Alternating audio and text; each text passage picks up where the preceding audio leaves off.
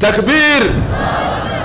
ومالين جمعة خطبة أيا وحاجرت مساجدها إن أنكم باغني لما ما أنت خطبة إلا قدقه تضامنا مع الشعب الفلسطيني يمسجد الأقصى أمير أوليه خطبة ما كان تغنى موضوع عاس أيا لقاها الله يا علماءنا ويقف سي الموضوع عاس أرضينا قولك بنادر من الشعور كيموجنتا أيا أنا هلكن كسو بندقين marka qayb waxaad ka tihiin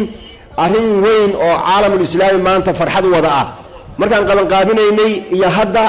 dareenku isku mid ma aha markaan qaban qaabinaynay madaafiicda ayaa ku socotay shacbiga Israa'iil Falastiin laakiin xalay xaaladda way isbedeshay waxayna isku bedeshay xabad joojin oo qasab ah oo aan laga barin cadawga sahyuuniyadda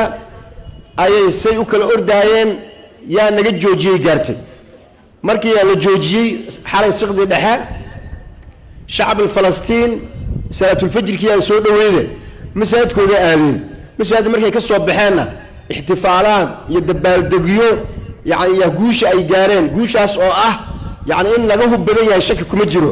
laakiin ayaguna way ka niyad adag yihiin iraadatu shacab al-Falastini intasarat غزة تنتصر ويقول يستاهل الحمد لله تكبير تكبير تكبير